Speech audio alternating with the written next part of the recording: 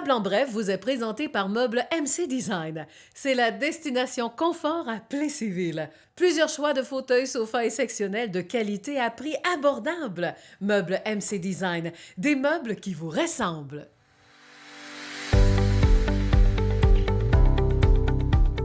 Mesdames, Messieurs, voici Érable en bref. Aujourd'hui, nous allons interviewer le maire de Plessisville, Mario Fortin. Il sera question des cas de la COVID-19 ainsi que de plusieurs autres sujets également.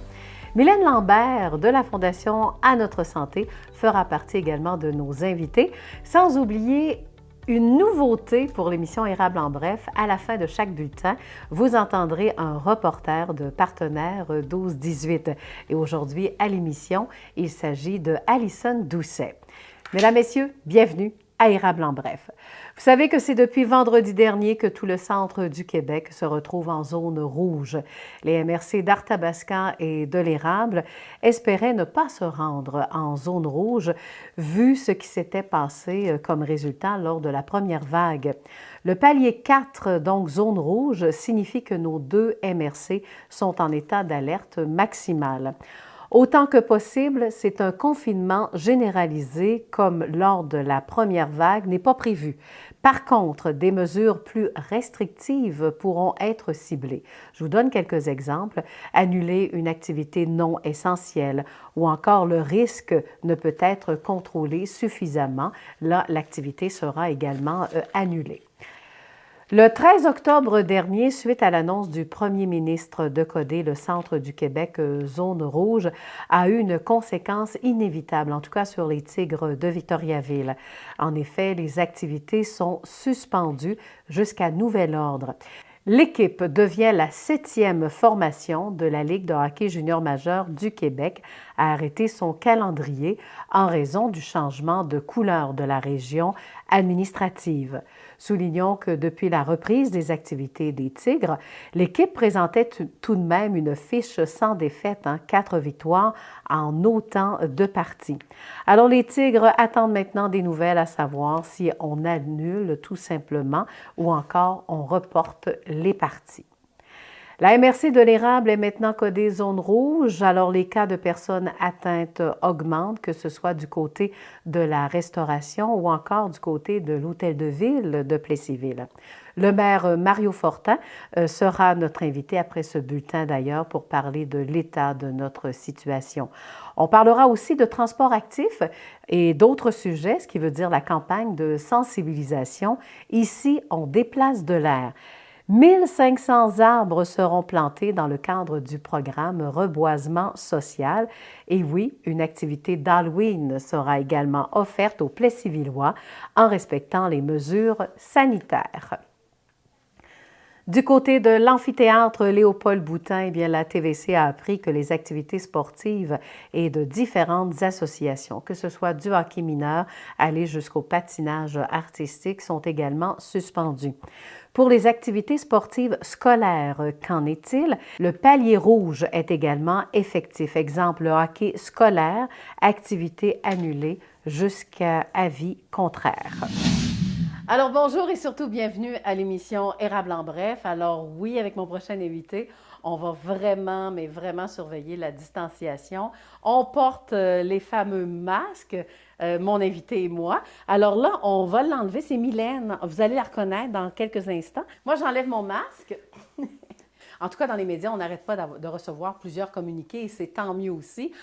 Juste les montants qu'on a reçus, juste le coût d'envoi avec les Amis d'Eliott, c'était combien d'argent qu'on a reçu? 1 million, le coût d'envoi des Amis d'Eliott en février dernier pour lancer justement cette belle campagne annuelle qui en fait parle, en fait, c'est des dons qu'on veut ramasser pour les enfants, pour le centre de pédiatrie et de néonatologie. Oui, naissance famille. Naissance famille, traduction, voilà. Oui, traduction. Merci. Je suis bonne de traduction. Et après ça, bien, il y a eu quand même un autre montant, 500 000 de la part de quelle fondation? La fondation de la famille Auger. Donc, un don extraordinaire. On les remercie, toujours présents avec nous, présents pour leurs employés. Donc, encore une fois, c'est un beau message qu'ils lancent aux gens de la région. Mais ce 500 000-là est vraiment un autre coup d'envoi pour lancer notre campagne annuelle. Oui, et là, je m'adresse à ceux qui ont le goût de donner d'autres 500 000 ou d'autres millions, mais la campagne se continue, là. Vous continuez à ramasser de l'argent, là. Absolument. Nous, on parle d'une campagne de 2 ans, compte tenu du contexte actuel aussi et compte tenu que c'est une campagne de 4 millions. Donc, oui, encore toute l'année 2021 pour ramasser des fonds. Parfait. Les présidents d'honneur de cette année, juste pour... Oui, on a Claude Charland, président d'honneur, qui est aussi président du conseil d'administration de la Fondation. On a Jérôme Tardy, de la Fondation des Amis d'Eliott. Et on a aussi 3 pédiatres, Dr Noël, Dr Dessert et le Dr Quentin. Bon, alors là, Mylène, on va vous présenter, parce que Mylène Lambert, vous êtes nouvelle à Nouvelle ce en poste. poste depuis 2 mois et demi, effectivement. Bon, votre visite ici, là, je vais vous le dire, j'ai eu comme, pas un traumatisme, mais j'ai adoré regarder, un traumatisme émerveillement, ça se dit-tu? C'est paradoxal, Absolument, mais en ça tout se cas. Juste pour dire qu'il y a une vidéo qui circule sur votre site de la Fondation à notre santé. Ça a été réalisé, bien, il y a plusieurs personnes qui ont réalisé, Oui. on va les nommer tantôt, là. Ben, nomme-les, tiens. Ça a Donc, été réalisé on a par- une collaboration de Matt Charland, Oli Chabot, Pilou, ainsi que à la narration, nous avons Robin Aubert. Oui, Robin Oui. Aubert, qui est un réalisateur. On a vu quelques films, québécois. Et en plus, c'est un gars de chez nous qui habite donc à Amenard, hein, c'est ça. Alors, on est vraiment très local et régional. Et on dirait que c'est cette belle gang-là, chaque fois qu'on touche à quelque chose ensemble, ça devient une réussite. Et j'adore de la manière que ce vidéo est filmée. Vous allez m'expliquer un peu, vraiment, j'ai pas su le titre. C'est quoi le titre? Bien, en fait, si on avait un titre à inscrire, j'inscrirais « On va se revoir, mon chum ». Bon, je ne sais pas si Vraiment. on parle de la COVID, mais c'est relié à nos anges, c'est relié à nos amis, c'est relié, c'est un message qu'on veut lancer, plus positif que négatif. En hein? fait, c'est compte tenu de la situation actuelle, cette vidéo-là se veut un message d'espoir à la population. Donc, on va se revoir, mon chum, on ne baisse pas la garde, on reste positif en ce temps de pandémie. Donc, vraiment, miser sur l'espoir et surtout sur le rayonnement de la région.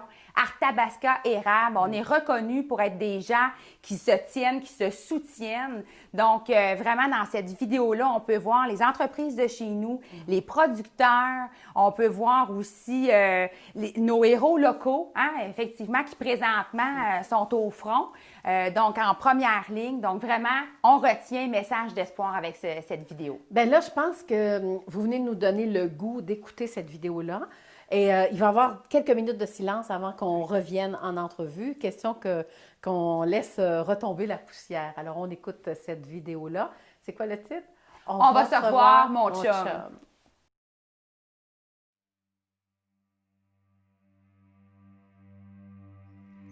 On va se revoir, mon chum. C'est comme rien. On va toujours chercher à comprendre ce qu'on est sans trop savoir ce qu'on était. La mèche courte puis la mémoire tranquille. Mais toujours le cœur sur la main, peu importe l'orage, peu importe le chemin. Le patois dans le tapis, le joual entre deux chaises. La peur pas très loin dans une chaloupe en train de se tâter de l'audace. Travailleuse, acharnée, cueilleur de rêves puis d'épinettes. La chaise qui berce au coin de la fenêtre trop souvent comme parure. Grand-mère est plus là. Grand-mère est partie. Grand-mère s'endort dans un lit qui est pas le sien.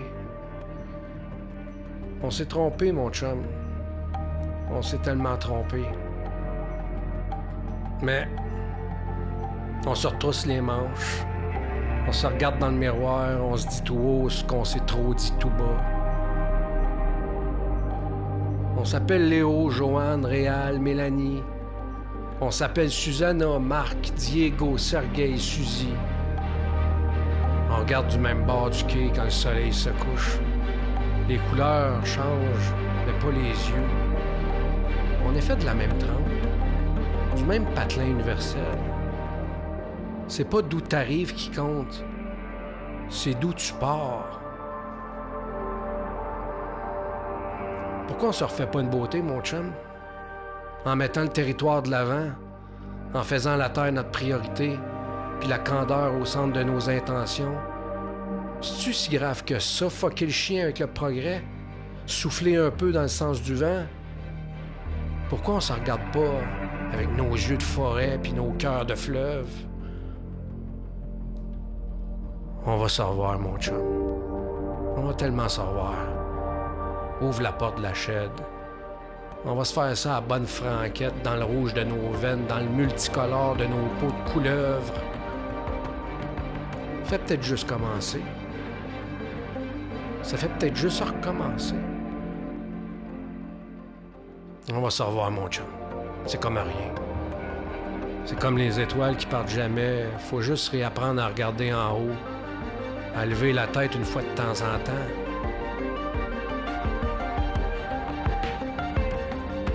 Il y a d'autres histoires à raconter, d'autres roches à soulever, d'autres montagnes à gravir, d'autres beaux mots à se dire. Entends-tu les courir? Entends-tu le merle bleu de l'Est s'égosiller au loin? Entends-tu les kids s'amuser à nouveau dans le parc? Vois-tu le bébé renard traverser le chemin en pleine nuit? C'est pas une pause qu'on vit, mon chum. C'est juste la vie qui nous donne un sursis. Ramasse les œufs. Fais du pain.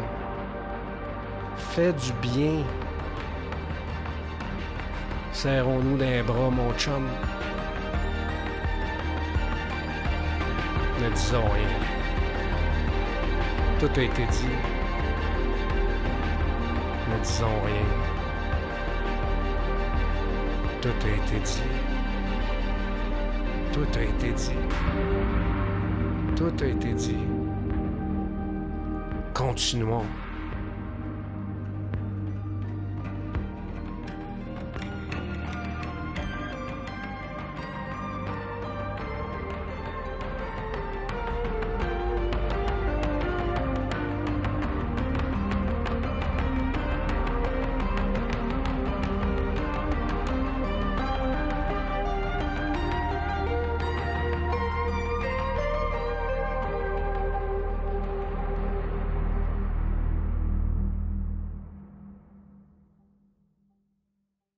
Qu'est-ce que vous retenez de cette vidéo-là, puis le message qu'on a voulu passer, Mylène? Donc, on voit dans la vidéo que la région est tissée très serrée. On a cette force-là, nous, Arthabasca érable, d'avoir des gens avec qui on peut avoir confiance, on se soutient. Tu sais, on va se revoir son chum. On a tout quelqu'un dans notre entourage qui se veut être la personne qu'on veut revoir, justement, après cette période difficile que nous vivons.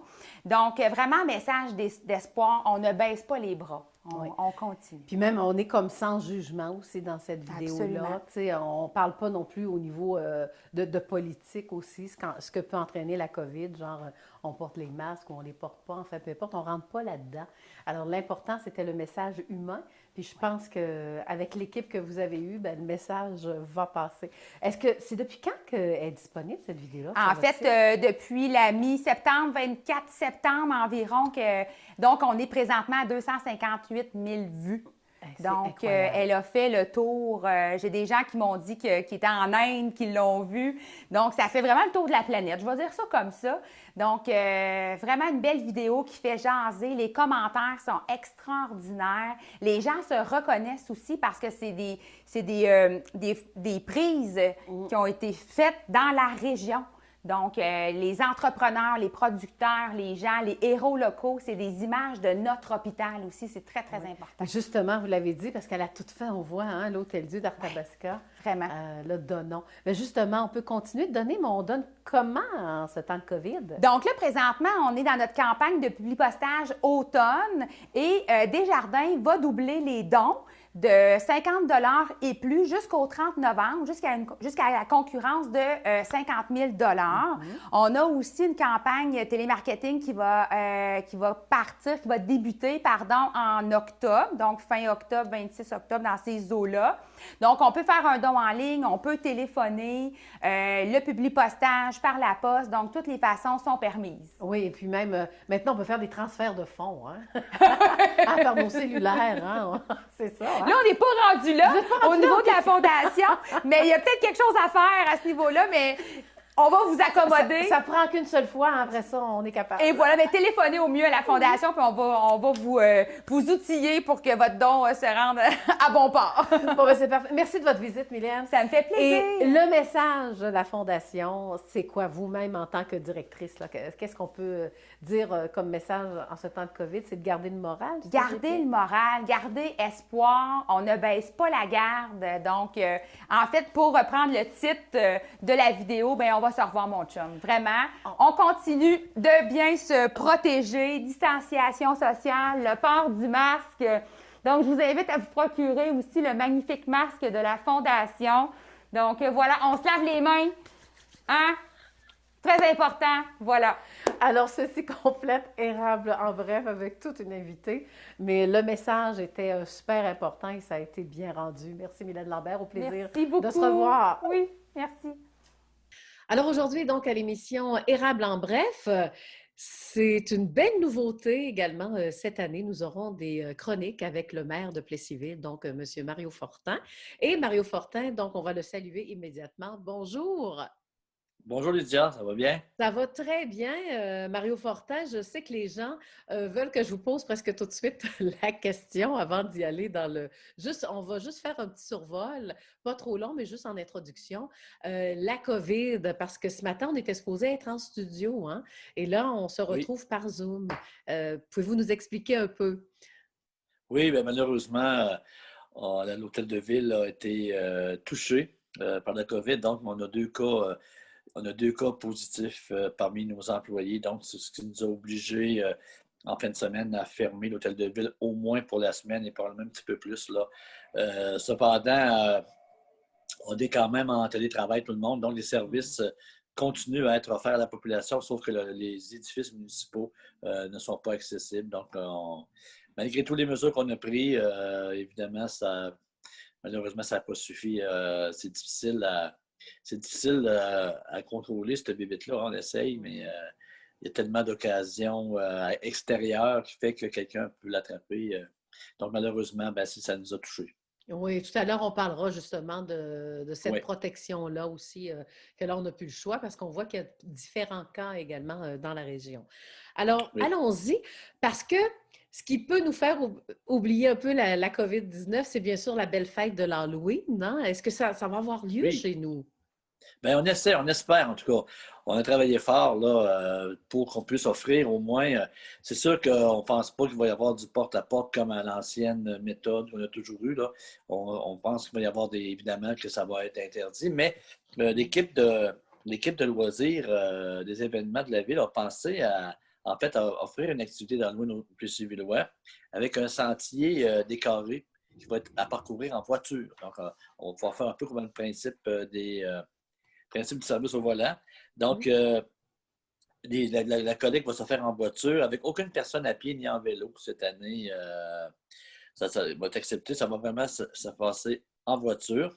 Évidemment, les mesures sanitaires vont tout être respectées et les bénévoles qui vont pouvoir manipuler les bonbons vont le faire aussi avec sécurité. Donc, soyez à l'affût. On va vous donner plus de détails prochainement, mais il va y avoir une fête de l'Halloween à Plessisville cette année, à moins de... Vous savez, c'est ainsi, on ne peut jamais garantir à 100% les événements, mais en tout cas, on est bien aligné pour offrir un Halloween au Plessis-Villois, Plessis-Villoise. On veut remercier les partenaires. Il y a Desjardins, la Maison des Jeunes, la Polyvalente, la Maison de la Famille qui collaborent avec nous. Alors, on devrait s'organiser pour avoir une fête d'Halloween. C'est le COVID. OK. Et est-ce que le service policier va participer également, comme à l'habitude, là, avec les pompiers, etc., là, c'est ça? Oui. OK. Mais quand on parle de sentier, c'est ça, alors, pour faire le voyage en auto, pour aller ramasser des bonbons, est-ce que le sentier est connu? C'est ça, ils sont en train de travailler là-dessus. C'est pour ça que je dis, on va revenir un peu avec les détails là, au niveau du circuit. Suivez les informations. Les filles sont en train de travailler là-dessus là, présentement.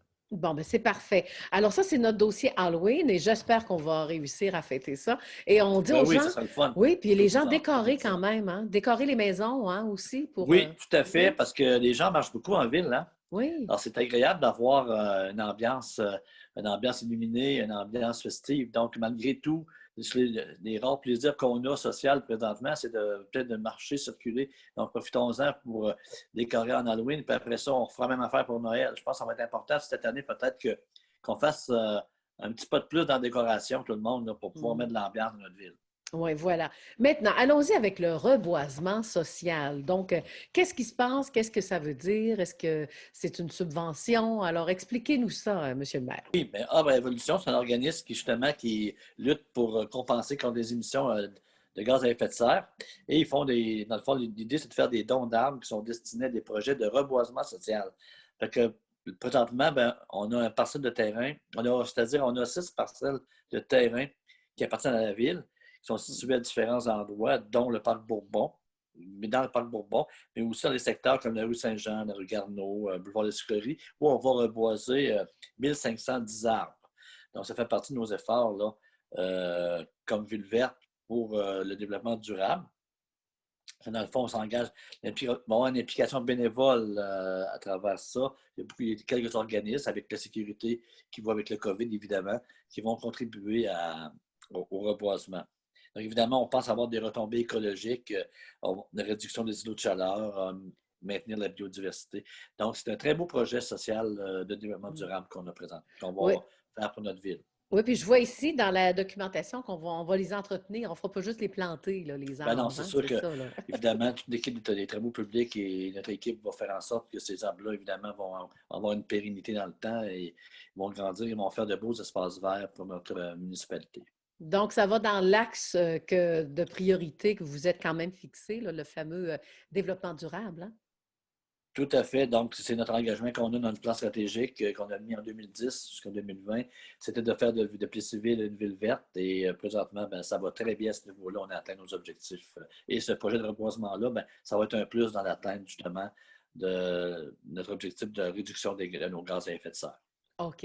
Et il faut retenir quand même la date, hein, quand on va faire la plantation de ces arbres. Oui. Donc, il y a une quinzaine d'employés municipaux et des organismes, comme je vous disais tantôt, qui vont le faire le 18, 19 et 20 octobre prochain. OK. Donc, alors, on va se faire en fin de semaine, très bientôt, en espérant que la température soit au rendez-vous. OK. Et la population, on ne peut pas aider non plus, là, quand vous parlez de bénévoles. Non, mais compte tenu du COVID, là, évidemment, c'est très, très, je dirais, il faut le faire de façon très sécuritaire. Donc, pour l'instant, on a ciblé vraiment des gens avec des mesures de sécurité particulières, compte tenu qu'on est en temps de COVID. Sinon, ça nous aurait fait plaisir d'avoir des gens qui viennent nous aider, évidemment, mais pour l'instant, on est obligé de vraiment concentrer ça sur certains bénévoles. Bon. Maintenant, pourquoi on fait du reboisement? Là? Ça a quoi comme effet, là, comme retombée? Bien, évidemment, c'est des retombées écologiques. On parle justement de réduction des îlots de chaleur. Également, ça aide au niveau de la biodiversité, également au niveau de la purification de l'air, également au niveau de l'amélioration de l'eau, au niveau de la lutte aussi contre l'érosion des sols, sans compter bien, que ça nous fait une ville plus belle, évidemment, avec plus d'arbres. Ça nous fait un paysage, je dirais, plus attrayant, plus intéressant. Donc, on a beaucoup d'avantages à faire en sorte de boiser notre municipalité.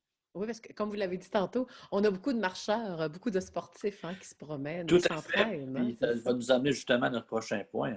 Ben oui, c'est ça, le transport actif. Il y a une campagne de sensibilisation. Ça s'appelle « Ici, on déplace de l'air ». Ben là, vous allez m'expliquer, là, vas-y. Oui, bien, tout à fait. C'est une campagne qui a été lancée le 14 octobre dernier. C'est une initiative du Comité régional de transport actif du Centre du Québec. Et la ville, la ville est membre de ce comité-là. Puis, on est la ville ambassadrice de la campagne. Donc, l'idée, c'est d'inviter les citoyens à favoriser le transport actif. Le transport actif, c'est quoi? Bien, faire du vélo, faire de la marche. C'est tous les transports qui ne sont pas à moteur. On va dire comme ça. Là. Donc, tous les transports qui font en sorte qu'on a à se déplacer, comme je disais, soit à pied, soit en vélo. C'est toute forme, dans le fond, de transport où l'énergie est fournie par l'être humain. Donc, on parle de vélo, de course, de marche. Et on a une ville idéale pour ça, dans le sens qu'on est une ville de 4 km², donc tout est accessible en ville par la marche. Alors, il y a sûrement un concours. Oui, bien, en mois de novembre, on vous demande de suivre au niveau de de nos médias sociaux. Il va y avoir un concours, on peut pouvoir gagner jusqu'à 500 $ pour ceux et celles qui vont s'adonner à la marche active, au transport actif. Donc, on vous invite à participer. Donc, suivez nos informations au niveau de nos plateformes. Du côté de la COVID-19, on en a parlé tout à l'heure en introduction, donc j'aimerais ça qu'on spécifie un peu. Est-ce qu'on est toujours en code orange à la date où l'entrevue a été enregistrée, soit le 13 octobre dernier? Donc, pour l'instant, aujourd'hui, on est encore en code orange. Alors, ça n'a pas changé. Je m'attends cependant à ce que ça change au cours des prochains jours, compte tenu qu'il y a une augmentation quand même assez grande des cas dans l'érable depuis quelques jours. Malheureusement, on a la plus haute augmentation. On a été quand même assez épargnés dans la première vague. Nous, on n'a pas été vraiment beaucoup touchés. Il y a eu quelques cas, mais ça se comptait sur les doigts d'une main. Là, depuis quelques jours, là, ça se multiplie. Et là, on sait, elle est arrivée chez nous à Plessisville. Elle est là, la COVID. Vous avez vu la polyvalente, il y a des cas déjà. Il y a eu 2 cas. Il y a des groupes qui sont il y a quelques groupes qui sont confinés. Et également l'hôtel de ville, malheureusement, comme je disais en entrée de jeu, l'hôtel de ville qui est atteint. On a le restaurant Fusée qui est obligé de fermer. Donc, vous voyez, là, c'est pas, pour ceux qui pensent qu'il n'existe pas la COVID, là, puis que là, on voit là, que ça existe, c'est une pandémie, ça nous atteint, ça peut nous atteindre jusqu'à chez nous. On se pensait comme un peu immunisé à Plessisville, mais on le voit qu'on ne l'est pas. Donc, j'invite la population à continuer à faire des gestes barrières. C'est pas compliqué. On met le masque, on tient nos distances, on se lave les mains. Donc, on espère que ce soit derrière nous. On est tout tanné? Oui, on est tanné. Moi, je suis tanné, on est tous tannés de la COVID. On voudrait tous que ça soit derrière nous. Mais je pense qu'on a un effort à faire collectivement si on veut justement qu'à un moment donné, tourner la page sur cet épisode-là. Donc, j'invite la population à continuer à faire des gestes barrières. Puis là, je pense que c'est le temps d'être à l'action, de faire des choses. Puis heureusement, notre économie est encore pas trop touchée. Donc, ça, c'est une bonne nouvelle quand même pour nous. Nos commerces fonctionnent bien, nos entreprises fonctionnent bien. Mais là, c'est une période difficile et on espère bien être capable de fêter Noël tout le monde. Donc, je souhaite qu'on fasse tous notre petit effort présentement, comme la santé publique nous le demande, pour pouvoir peut-être avoir des fêtes un peu plus normales. Voilà. Bien, merci beaucoup, Monsieur le maire Mario Fortin. Alors, on aura Merci des beaucoup, Lydia. capsules comme ça aux 15 jours, hein, c'est bien ça? Tout à fait. Alors, avec différents sujets, comme ça, on sera au courant de ce qui se passe dans notre municipalité. Bien, merci, je vous souhaite une belle journée. Merci beaucoup, Lydia. À la prochaine. Et maintenant, pour terminer ce bulletin, faisons place à nos jeunes de partenaires 12-18 qui ont réalisé une vidéo. Alison Doucet, c'est l'animatrice qui a interrogé une chanteuse. Elle s'appelle Megan Oak. Plusieurs fans la connaissent grâce aux médias sociaux. On pense à TikTok. Elle est autrice, compositrice et interprète. Le sujet de l'entrevue, c'est l'apparence physique. Quelle est la place qu'on doit lui accorder? Alors, entrevue très intéressante. Alors, faisons place à Megan, notre reporter 12-18.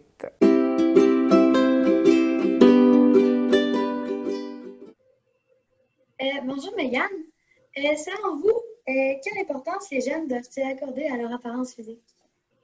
Je crois que la seule importance que les jeunes devraient accorder à leur apparence physique, c'est ce qui leur permet de se sentir bien et de montrer encore plus leur personnalité.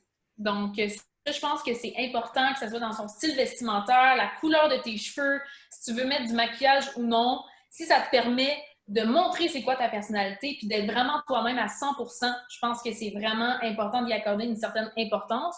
Toutefois, c'est le regard des autres à ce moment-là. Moi, je trouve qu'on ne devrait pas y accorder l'importance parce que l'important, c'est d'être bien dans ton cœur, d'être bien avec toi-même. Donc, si toi, tu aimes avoir les cheveux roses et que ta meilleure chum de fille, elle ne trouve pas ça beau, ben c'est pas grave. Elle peut avoir les cheveux blonds puis elle fait ce qu'elle veut avec ses cheveux. Mais toi, tu fais ce qui te fait sentir bien, ce qui te fait sentir belle, ce qui te fait sentir beau. Donc, à ce moment-là, il y a une petite importance de ton côté. Mais sinon, le regard des autres ou comment les gens ils te trouvent jolie ou ils te trouvent pas jolie, c'est pas grave. Peu importe ce qui se passe, à quel point tu peux être belle dans la vie, il y en a tout le temps qui vont pas te trouver jolie, il y en a tout le temps qui vont te trouver méga belle. Tu pourras jamais plaire à tout le monde.